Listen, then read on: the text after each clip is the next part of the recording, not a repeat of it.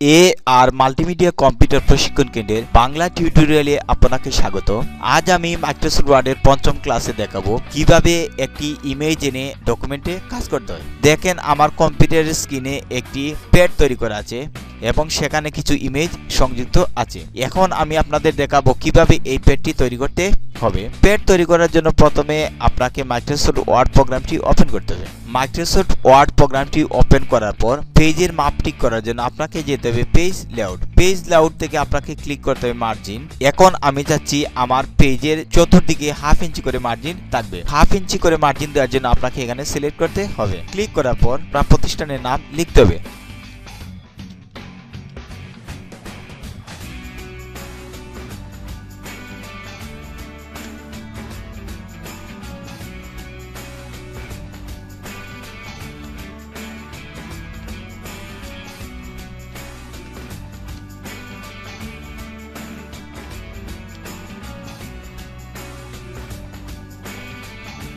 এভাবে আপনাকে প্রতিষ্ঠানের নাম এবং ঠিকানা লিখে নিতে হবে। প্রতিষ্ঠানের নাম লেখার পর আপনাকে যেতে হবে হোম ক্লিক করার পর এখান থেকে আপনাকে সেন্টার সিলেক্ট করতে হবে। সেন্টার সিলেক্ট করার সাথে সাথে দেখেন লেখাগুলা ঠিক পেজের মিডিলে চলে গেছে। এখন আমি যাচ্ছি আর মাল্টিমিডিয়া কম্পিউটার এক টেক্সটটি একটু বড় করে নেব। তো এখান থেকে সিলেক্ট করে আপনার চাহিদা মতো অক্ষরের সাইজ ছোট বড় করে নিতে পারবেন।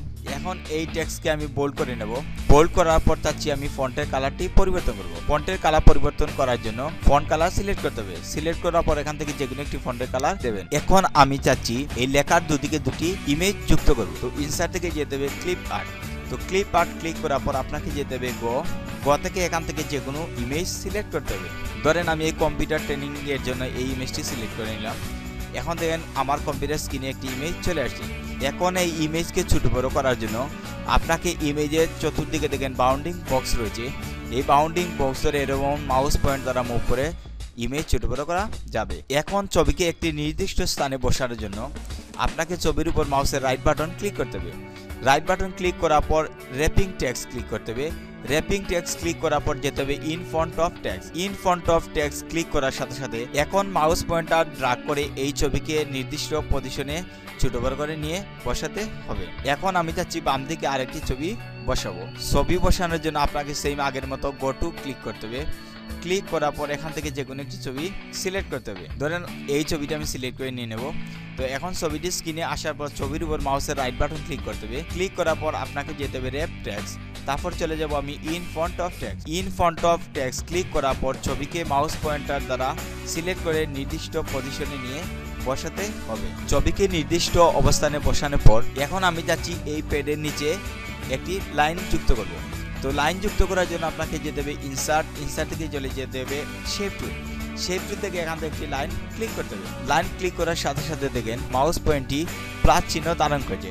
তার মানে এখন মাউস দ্বারা মুভ করার সাথে সাথে একটি লাইন তৈরি হবে। তো স্ট্রেইট লাইন করার জন্য আপনাকে কিবোর্ডে শিফট বাটনটি চেপে ড্র্যাগ করতে হবে। দেখেন একটি স্ট্রেইট লাইন হয়ে গেছে। এখন মাউস পয়েন্টার দ্বারা এই লাইনকে নির্দিষ্ট অবস্থানে বসাতে হবে। এখন আমি যাচ্ছি এখানে লিখব রেফারেন্স।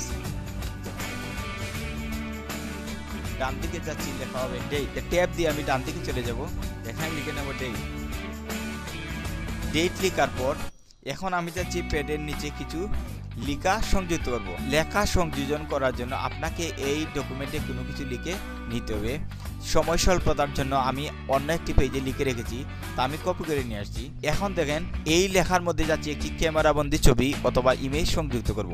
এই দুটো ছবি হচ্ছে অফিস রিলেটেড ছবি যা অফিসে সংযুক্ত থাকবে। এখন আমি যাচ্ছি অফিস রিলেটেড ছবি ছাড়া ক্যামেরাবন্দি ছবি অথবা মোবাইল দিয়ে ছবি তোলা কোনো ইমেজকে আমার এই লেখার মধ্যে সংযুক্ত করব।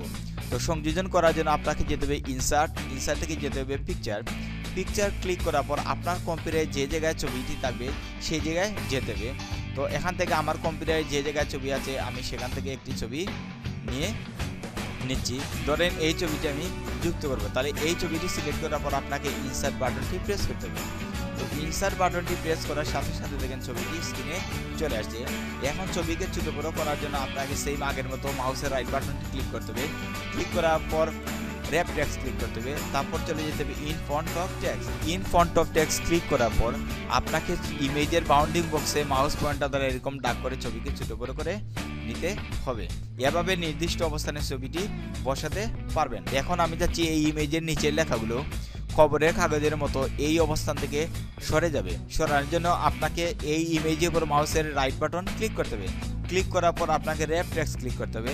এখন এখান থেকে আপনাকে সিলেক্ট করতে হবে স্কোয়ার। ক্লিক করার সাথে সাথে দেখেন ইমেজের নিচের লেখাগুলো ডানে বামে সরে গেছে। খবরের কাগজে সাধারণত এরকমই লেখার মধ্যে একটি ইমেজ সংযোজন করা হয়। এখন আমি যাচ্ছি এই ডকুমেন্টের লেখার নিচে একটি লোগো সেট করব।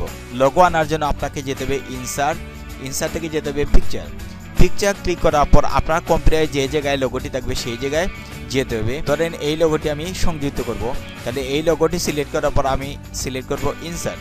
তো ইনসার্ট ক্লিক করার সাথে সাথে দেখেন লোগোটি আমার স্ক্রিনে চলে আসছে। এখন মাউস পয়েন্টার টাচ করে লোগোটি নির্দিষ্ট পজিশনে বসাতে হবে। বসানোর পর লোগোর উপরে মাউসের রাইট বাটন ক্লিক করতে হবে। করার পর র্যাপ টেক্সট ক্লিক, তারপর চলে যেতে হবে বিহাইন্ড টেক্সট। তো বিহাইন্ড টেক্সট ক্লিক করার সাথে সাথে দেখেন লোগোটি টেক্সটের নিচে চলে গেছে। ইচ্ছে করলে আপনিও ডকুমেন্টে এভাবে লিখে ইমেজ এনে কাজ করতে পারবেন। ধন্যবাদ সবাইকে আমার এই টিউটোরিয়াল দেখার জন্য।